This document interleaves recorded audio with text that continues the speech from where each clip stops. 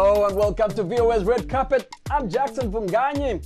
This week on Red Carpet we chat with Cameroonian award-winning rapper and singer Naomi Achu. Cartoon Network and Max announces an all-Nigerian cast for Iyanu, the epic superhero animated series created by Nigerian animator and storyteller Roy Okupe.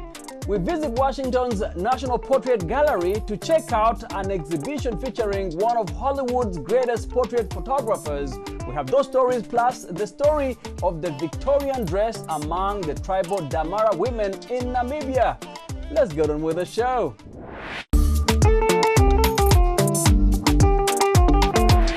Vivo Fashion, a Kenyan company, recently launched its first U.S. location in Atlanta, Georgia, becoming the latest African fashion brand to go global.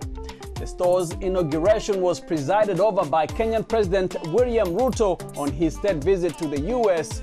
Founded by Kenyan fashion entrepreneurs Wandia Gichuru and Anne-Marie Burugu, Vivo, which sells mainly Kenyan-made products, has 27 locations across Africa. The Cartoon Network and HBO's Max recently announced an all-Nigerian cast for Iyanu, the epic superhero animated series created by Nigerian animator and storyteller Roy Okupe. The series is a blend of traditional African lore and contemporary superhero elements. Roy tells me why it was important for him that the studios announced an all-Nigerian cast to bring the uniquely African story to a global audience. You know, I've been waiting and dying for this announcement to drop because this was one of the first things that was very important to me.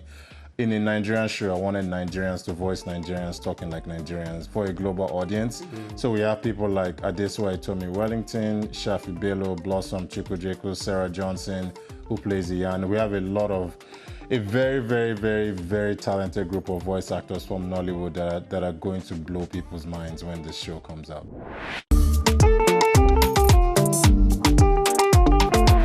Naomi Achu is a two-time Afrima Award winner, songwriter, rapper, and singer from Cameroon. She made waves in the music industry with her unique Afrofusion style. She is currently in the US and spoke to VOA's Sunday Shomari. Boy, I'm losing my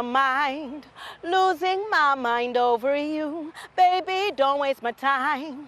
I can't get enough of you. Tell me, Naomi, you won Afrima Awards twice. Yeah, Tell me about this experience of Afrofusion. Our main genre, I'm going to say, is Makossa. That's the one that the outside world knows. Exactly. Everybody is talking about is Yes, Makossa. yes. But growing up outside of Cameroon, like in Europe, that's where I adopted Afro beats and I was able to do an Afro fusion. I sing in English, I sing in French because Cameroon is a bilingual country, and sometimes I'll put one or two Bafouchu words, which is my father's tongue.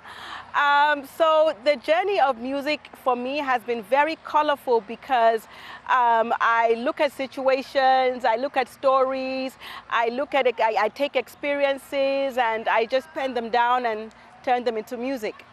Badya kila bam bam, badya kila bam bam, badya kila bam bam, badya kila. You're going to be performing in Washington, D.C. in June, but you said you've done this before in Seattle. Tell me about it. Yes. I performed all over America, all over the world actually, but Madaraka Festival started off in Seattle. It was a yearly festival in Seattle. And then they decided to make it an American thing. So they decided to tour the United States. So this time around, I am not only going to perform in Seattle, but I am going to be performing in 13 cities total in the United States. By God's grace, of course. Tell us about Pepe and the production of Pepe and how things went until you came to Nigeria. Talk a little bit of that song. Well, Pepe Them is produced by a Nigerian beat maker, and I went to Nigeria to shoot the music video there with his team. It was great. I figured that since the song is highly African I'm singing in broken English, I'm rapping in broken English. Why don't I go to Africa and shoot the music video there? So Executive Scott, who is the beat maker and the producer of the track, he, brought me in, took me to his people, and boom. Mercy Aigbe was a co-star, very big Nollywood actress. I'm so happy to call her my sister and for her to have been in the music video. All around, I felt like it was a great production, and I hope you enjoy it. We know the ads, we the multiply. We know the caterpillar, we the butterfly. Why the next?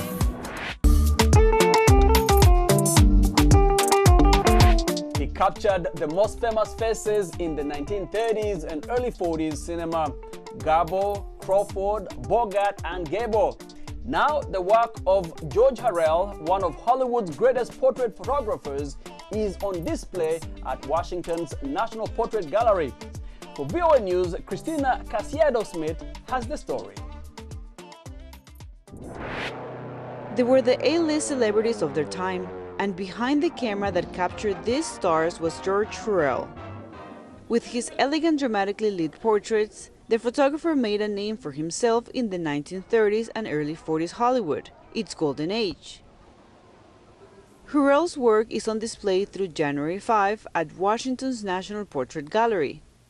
And from that collection of 70 photographs, we've chosen 20 that we really felt were highlights of that collection, that show a range of actors who were really top drawer Hollywood stars during the 1930s and 40s. Born in Ohio in 1904, Harrell originally studied to become a painter, but by the mid-1920s he had moved to California and found a bigger market in photography. Glamour girl Marlena Dietrich. An introduction to the Metro-Goldwyn-Mayer studio in the early 30s changed his life. At that time, MGM was issuing dozens of films each year. Basically, one film a week is going into the theaters. So there's a tremendous need for images to promote these films. And Harrell steps into that role with great ability. Among the big names on display are Clark Gable and Joan Crawford, who starred together in the 1936 film Love on the Run.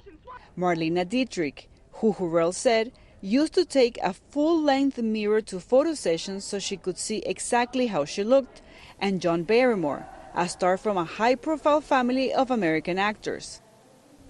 We like to show a variety of different time periods at the Portrait Gallery. We are unique in that we are both an art museum and a history museum. We have art curators and historians, and that it lends itself to telling biography. Harrell's approach defined glamour for the movie industry. He became known for inventing the boom light. Gave him flexibility and the ability to move the light around and take advantage of the shadows that it could create. Harrell starts faded with the invention of smaller cameras. At the time, he declared, the glamour was gone. Christina Caicedo-Smith, VOA News.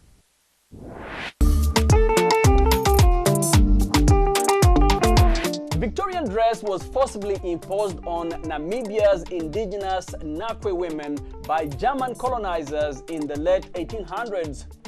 Despite its origins, these styles persist today as a symbol of resilience. Lee Garises reports from Windhoek in Namibia.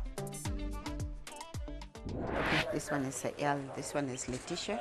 In Windhoek's Aspangplatz business district, an unassuming clothing shop is quickly becoming the go-to place for the country's latest craze, the Honkois. Here, designer Deborah Thomas Zenjala spends hours responding to the growing demand for what was once a fashion pariah. Previously, it was difficult for some ladies that are doing sewing as seamstresses to make cultural dresses. And then with the demand these days, they can really make enough money, a lot of money to sustain them. Victorian dresses have been popular for some time in Namibia, but are experiencing a surge in popularity, especially among Damara women.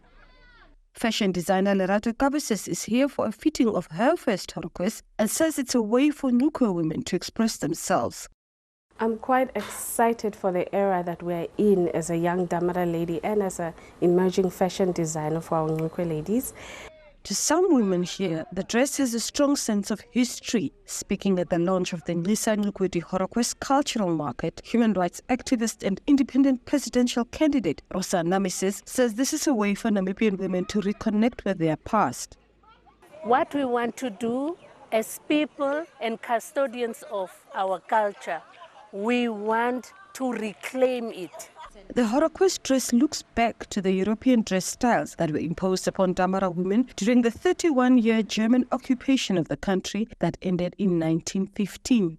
So back in the day when women were transitioning from leather, or were forced to transition, for a better word, from leather to fabric, it was a very painful period. It was a period full of resistance. It was a period of somehow also for them losing a culture. Wasis Njala says reclaiming the style is helping Namibian women reclaim who they are. It's been such a long time, seriously, that we didn't show interest in our own things. But now I feel so good, even a little girl coming to me and says that I want a Damara dress. The Horoquest is a dress that recalls Namibia's colonial history, but is also a powerful statement about moving beyond an ugly past. Ligari says, VOA News, Windhoek, Namibia.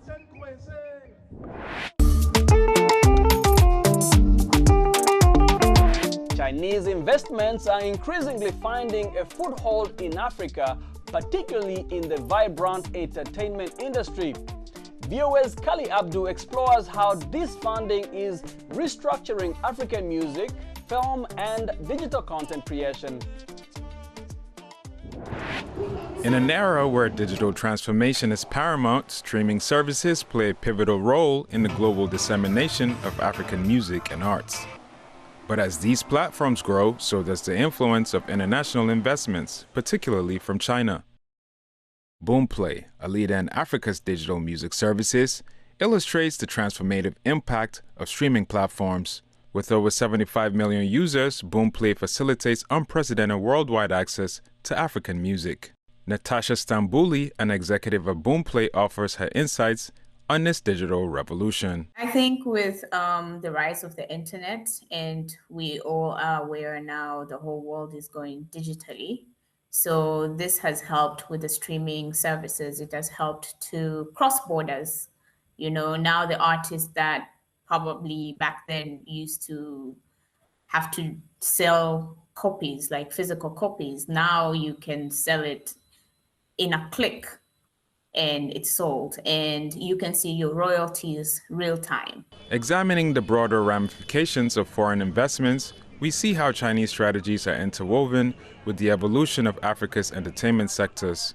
Professor Marcus Vinicius de Freitas, an expert in global economic policies and Chinese investments, offers detailed insight into how China's strategic investments are influencing Africa's entertainment sectors. So you do see that Chinese investments have made a lot of efforts to improve the infrastructure in Africa. So it's what we see is that China is developing networks throughout the continent in all sectors that are possible, and the entertainment industry is one of them.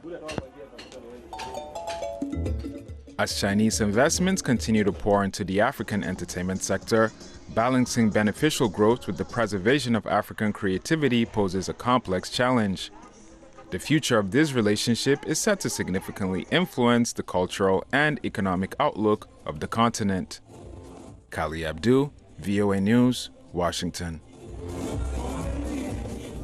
And with that, we come to the end of our show today. Thank you so much for hanging out with me. My name is Jackson Vunganyi. For more entertainment news, remember to check us out at voaafrica.com. We are also on Facebook, on Instagram, and on YouTube. Don't forget to like, to share, and to subscribe. Until next time, goodbye everyone.